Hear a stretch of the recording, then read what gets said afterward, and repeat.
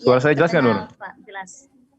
Oke, Jelas, Assalamualaikum warahmatullahi wabarakatuh. Waalaikumsalam. Yang saya hormati guru saya, sekaligus sahabat saya, Bapak Zainal, sebagai branch manager di BSM Serang. Kemudian saya hormati juga Pak Hendra, tim dari Pak Zainal di BSM Serang juga. Dan mobil khusus ini ada rekan-rekan dari Posban, Pose Banten, dan juga KC UIN SMA Banten. Dan juga seluruh mahasiswa yang dari mewakili beberapa KC di Banten. Dan tadi juga ada beberapa masuk saya kira dari luar Banten. Terima kasih semuanya. Assalamualaikum warahmatullahi wabarakatuh. Sekali lagi untuk semuanya. Saya mohon maaf, posisi saya sekarang masih di Jakarta. Mungkin ada sedikit keramaian di ruangan saya, karena memang tadi saya di mobil, kemudian saya pindah sekarang ke tempat yang agak ramai, tapi bisa duduk dengan nyaman gitu. Jadi ini di tempat yang terbuka dan saya mencoba supaya bisa mengikuti kegiatan ini. Karena tadi pagi mendadak ada pertemuan dengan konsultan di Jakarta. Yang saya untuk tema kita hari ini mengenai kecantikan digital, saya kira saya ingin bercerita sedikit kepada rekan-rekan di forum ini. Hanya era digital adalah saat ini menjadi era yang mau tidak mau kita hadapi. Perubahan industri kita dari industri yang sekarang semuanya mengacu kepada Internet of Things, segala sesuatunya harus mengacu kepada perkembangan internet. Mau tidak mau juga harus mulai merambah ke dalam kehidupan kita yang sangat private. Rumah tangga, bahkan anak-anak sekarang dengan hanya PSJJ tahun ini sudah merubah budaya dan kultur Indonesia dan masyarakat kita dari masyarakat yang tadinya ke digital masih malu-malu, sekarang bukan lagi malu-malu, tapi mau tidak mau gitu. Sehingga digital ini sudah menjadi kultur dalam masyarakat kita secara umum. Nah, menyambut hal tersebut juga, untuk hal pembayaran di Indonesia, itu Bank Indonesia sudah lama sekali menerbitkan QR kris ya, karena banyak berkembangnya di Indonesia dengan adanya pembayaran digital, dengan adanya beberapa vendor-vendor untuk penjualan retail yang online, juga membutuhkan tentu saja pembayaran yang juga membutuhkan pembayaran juga yang online juga. Nah, perkembangan digital ini kemudian diapresiasi oleh Bank Indonesia untuk segera menyiapkan strategi pembayaran yang juga mengarah kepada digitalisasi, yaitu dengan kris. Nah, kita bersyukur bahwasanya yang hadir di kita saat ini itu Bank Syariah Mandiri adalah menjadi salah satu PJSP atau penyelenggara jasa untuk pembayaran sistem pembayaran online yang syariah yang pertama kali di perbankan yang muncul di yang listing di Bank Indonesia. Walaupun sekarang sudah hampir semua bank juga masuk ke PJSP ini.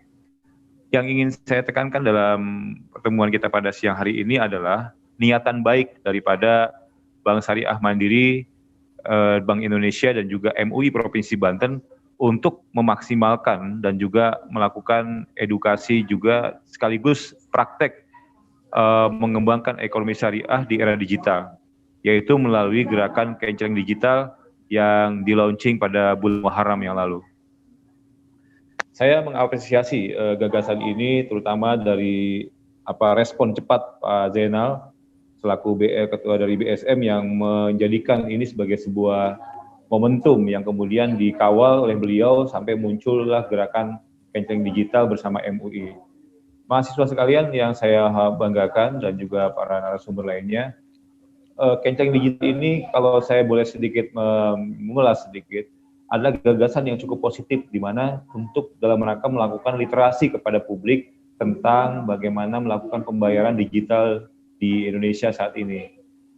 Sehingga langkah yang dilakukan oleh BSM menurut saya ini adalah langkah yang sangat strategis dalam rangka kita mengedukasi publik, terutama masyarakat muslim yang tentu saja masih menjadi bagian dari kehidupannya. Tentu kita semua nggak boleh lupa bahwasanya ketika Rasulullah SAW hijrah ke Madinah, salah satu tempat yang dibangun Rasulullah pertama kali adalah masjid. Masjid di zaman Rasulullah menjadi epicentrum atau tonggak dari segala gerakan dakwah yang dilakukan oleh Rasulullah.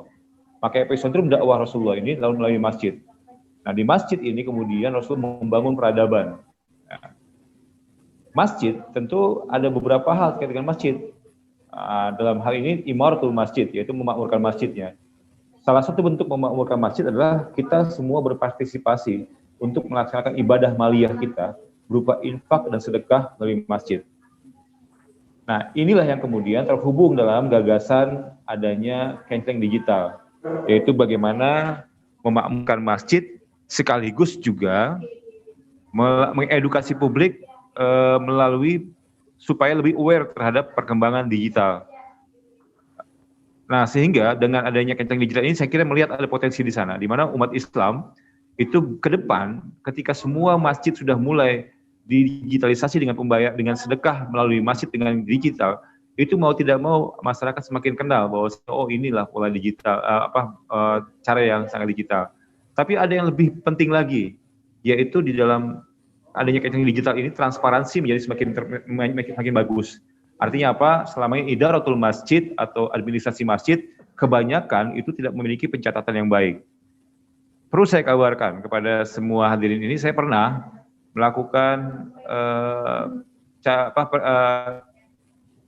riset ke 7 masjid di Banten. 7 masjid itu masjid Sultanan Banten lah rata-rata semuanya. Dari mulai historisnya sampai bagaimana wakaf dilaksanakan di masjid tersebut. Tapi ada yang menarik dari salah itu semua adalah ketika saya datang ke satu masjid yang cukup besar di Banten, di kota Banten, di kota Serang. Dia memberikan saya catatan tentang laporan keuangannya selama 4 tahun terakhir. Catatan itu banyak yang bolong-bolong. Catatan banyak yang bolong-bolong mengenai pengalaman wakaf, kemudian infak dan lain-lain, sehingga ini tidak meyakinkan sebagai sebuah bentuk transparansi administrasi keuangan masjid yang baik. Nah, ini sangat menyedihkan. Adanya di kota Serang, ibu kota Banten, kemudian masjid ini masih bersejarah, tapi pencatatannya sangat tidak baik. Dilakukan secara manual. Sebagian sudah dimasukkan ke komputer tapi dengan Excel, tapi juga tidak ada pencatatan yang rapi. Jadi semua yang dicatat tidak bisa dibuktikan secara akuntabel. Bahkan kalau kita menggunakan pendekatan akuntansi ini pasti udah nggak benar. Jadi banyak sekali pencatatan yang kurang bagus. Padahal Islam adalah agama yang sangat menekankan kita untuk melakukan pencatatan yang baik.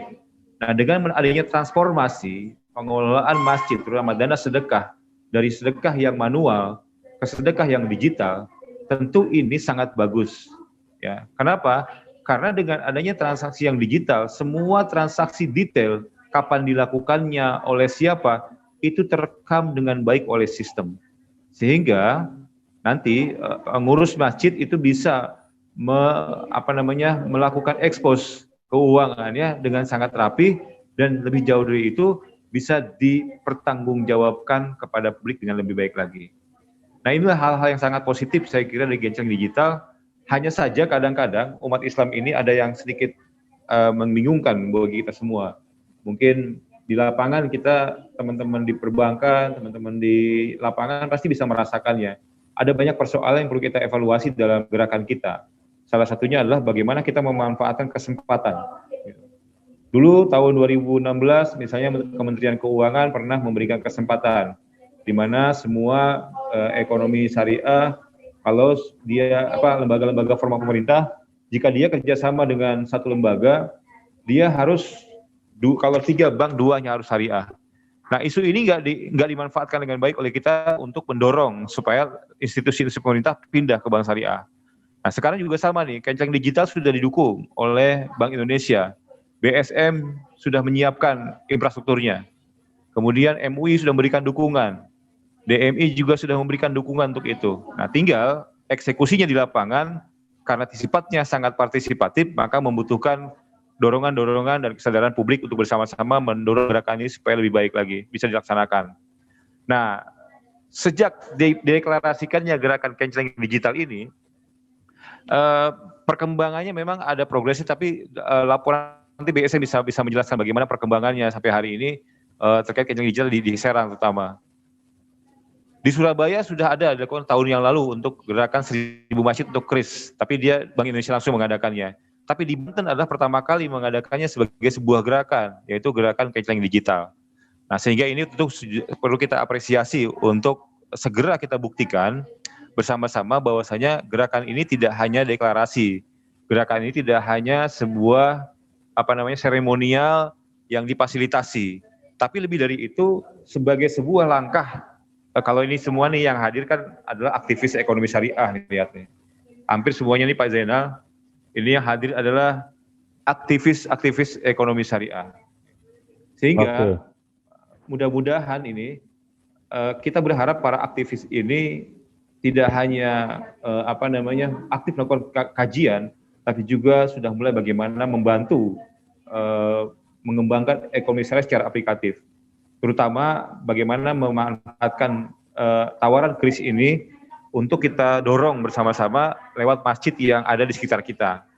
Maka nanti saya sangat setuju dengan gagasannya Pak Zainal dalam diskusi beberapa kali, juga dengan Pak Hendra, dan juga dengan teman-teman dari KES dan juga FOSE, untuk segera nih teman-teman melakukan aksi nyata.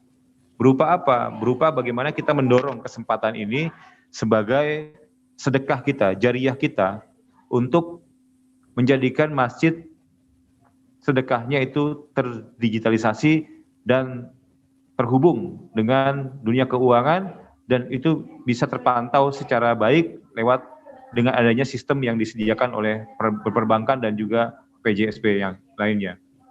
Nah, dengan ini tentu saja kita melihat pertama potensi milenial. Milenial ini tahun lalu saja itu di Indonesia terjual lebih dari 11 juta handphone. Tahun 2019 data dari Singapura mengatakan Indonesia sudah menjual lebih dari 11 juta handphone tahun yang lalu.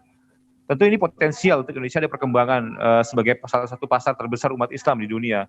Terlebih, Indonesia selalu mendapatkan ranking tertinggi untuk indeks charity-nya. World Charity Index tahun 2019 saja itu menjelaskan bagaimana Indonesia sebagai salah satu negara dengan kesadaran partisipasi filantropi yang cukup tinggi di dunia. Nah, ini bahkan di dalam COVID-19 kemarin, itu saya bertanya kepada teman-teman lembaga zakat, ternyata kontribusi sedekah itu meningkat di musim COVID seperti ini. Artinya, sedekah itu bisa menjadi dana yang potensial untuk di-generate, untuk dikumpulkan, kemudian didistribusikan dengan tepat dan juga bisa dimanfaatkan untuk kepentingan umat. Hanya saja persoalannya kita belum terdigitalisasi dengan baik. Nah, makanya gagasan BSM dan juga Bank Indonesia melalui MUI dan juga DMUI ini perlu kita dorong. Kenapa? Karena nih kesempatan nih rekan-rekan mahasiswa yang hadir pada hari ini untuk menjadi jalan kebaikan kita di masa depan. Karena dalam hadis Rasul kan sebutkan man sanna sunnatan hasanatan falahu ajruhu wa ajru man fa'ila dan seterusnya itu ila yaumil qiyamah. Jadi barang siapa yang sundahkan kebaikan, kemudian kebaikan dijalankan oleh orang-orangnya, orang itu, maka kebaikan itu mengalir kepada pelakunya sampai kepada penggagasnya sampai hari kiamat. Nah, tentu ini kesempatan kita untuk mempromosikan kepada masjid yang ada di kita ini supaya ini menjadi langkah sebetulnya, langkah awal bagaimana masjid itu menjadi epicentrum gerakan sosial dalam Islam. Nah, karena mengapa? Mengingat masjid adalah memang tempat utama yang memiliki tempat terbaik bagi umat Islam. Ketika Rasulullah bertanya pada Jibril mana tempat yang paling baik? Kata Jibril, ya Rasul, tempat terbaik adalah masjid dan seburuk-buruk tempat adalah pasar. Nah, kita mulai ekonomi kita dari masjid. Dengan apa? Menggerakkan potensi yang ada di masyarakat untuk melakukan sedekah digital melalui gerakan canceling digital. Nah, hadirin sekalian, kita melihat potensi ini sangat baik di Banten salah satunya, dan ini adalah apresiasi tertinggi kita untuk Banten. Jadi kalau gerakan ini kita mulai di Banten, kita harus menunjukkan bahwasanya progres dari gerakan ekonomi syariah, tambah dengan adanya mahasiswa, ini kalau bisa sampai berhasil, kemudian satu mahasiswa, kalau kata Pak Zainal itu kalau bisa 3 lah gitu. Kalau satu mahasiswa 3 saja masjid, dan anggota FOSE tersebar pada beberapa kampus di Banten sambil melakukan gerakan-gerakan ekonomi lainnya. Tentu saja ini akan menjadi potensi yang cukup besar. Kenapa? Karena potensi umat sampai hari ini sulit sekali diidentifikasi secara ekonomi. Kenapa? Karena tidak tercatat dengan baik. Tentu dengan adanya ide gagasan digitalisasi mulai dari wakaf yang mulai sekarang bisa digitalisasi juga, sedekah digital melalui masjid juga, kemudian ada beberapa model-model sedekah yang melakukan digital. Ini tentu berharap adanya perkembangan yang signifikan dari sisi manajemen masjid. Tentu kita nggak bisa melupakan bagaimana gerakan digital yang dilakukan oleh kitabisa.com misalnya, yang selama 5 tahun bisa melampaui gerakan zakat yang sudah melakukan itu mulai dari 15 tahun sebelumnya. Dompet Doa Apa sebagai gerakan zakat awal di Indonesia, itu terlampaui penghimpunan dananya oleh kitabisa.com dalam waktu kurun 3 tahun. Nah ini juga mudah-mudahan dengan adanya gerakan digitalisasi melalui Kenceng Digital ini, tentu saja ini adalah hal yang positif yang harus kita dukung bareng-bareng. Ini kan anak muda semua nih, milenial semua, semuanya punya handphone, semuanya suka belanja online, gitu kan. Nah dengan potensi ini saya kira ke depan, saya yakin Banten bisa lebih baik, terutama pengelola masjidnya. Kenapa? Karena anak muda lah yang nantinya akan meramaikan masjid. Dan masjid itu, kata Nabi, akan dimuliakan. Dan Allah memuliakan anak-anak muda yang hatinya terikat pada masjid. Selain dia melakukan aktivitas ibadah, juga memakmurkan masjid. Nah, semoga ini adalah kesempatan kita semua bersama-sama. Saya tidak menyampaikan teknis materi dan lain-lain tentang ini. Saya hanya memberikan gambaran bahwasanya ini kesempatan kita semuanya. Kesempatan untuk membangun masjid bersama-sama, berjamaah, dengan gerakan Kenceng Digital. Lebih detail nanti akan disampaikan oleh Pak Zainal dan juga Pak Hendra tentang teknis dan juga bagaimana spirit ini bisa berjalan. Tentu kita berharap melalui gerakan ini, betul masjid yang selama ini didambakan sebagai pusat kegiatan umat Islam bisa dibuktikan oleh kita semua. Bahwasanya masjid sebagai epicentrum gerakan ekonomi, gerakan dakwah, gerakan pendidikan, dan tentu saja adalah gerakan yang bermanfaat bagi umat secara umum. Saya kira demikian dari saya, Pak Zainal, Pak Hendra, dan juga rekan-rekan semuanya. Saya sambil menyimak di sini dari Jakarta sambil menyaksikan juga acara ini, tapi saya betul-betul mengapresiasi acara hari ini, dan tadi semoga kita semuanya bisa menggerakkan ekonomi syariah, bukan ekonomi syariah dari diri kita sendiri melalui gerakan Kenceng Digital ini. Karena di masa pandemi terbukti orang semua sudah mulai aware terhadap dunia internet dan juga pandai menggunakan handphone ya untuk kegiatan-kegiatan pembelajaran.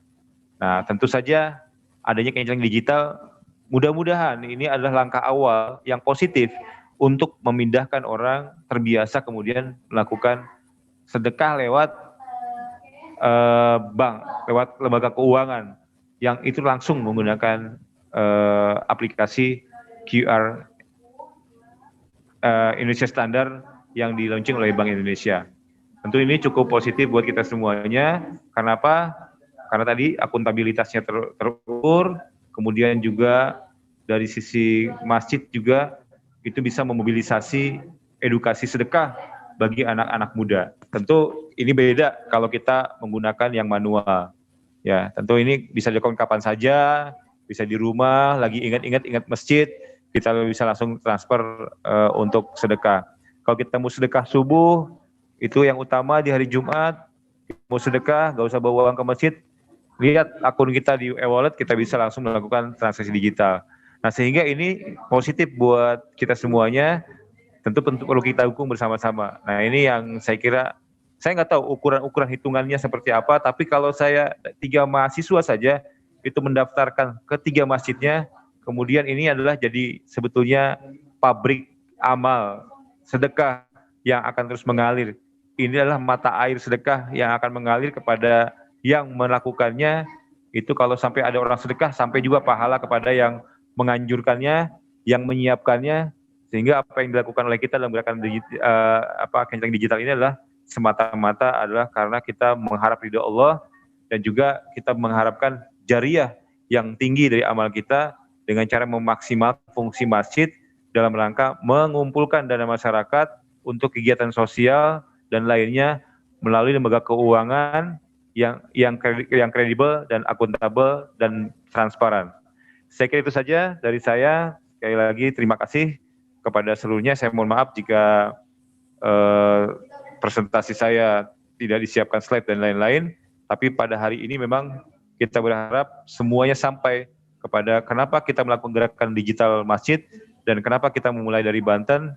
Nanti itu Pak Jenal yang saya kira memahami betul dari alurnya, dari awal sampai akhir tentang bagaimana pelaksanaannya, di Pak Hendra juga nanti bisa dijelaskan. Terima kasih semuanya. Assalamualaikum warahmatullahi wabarakatuh.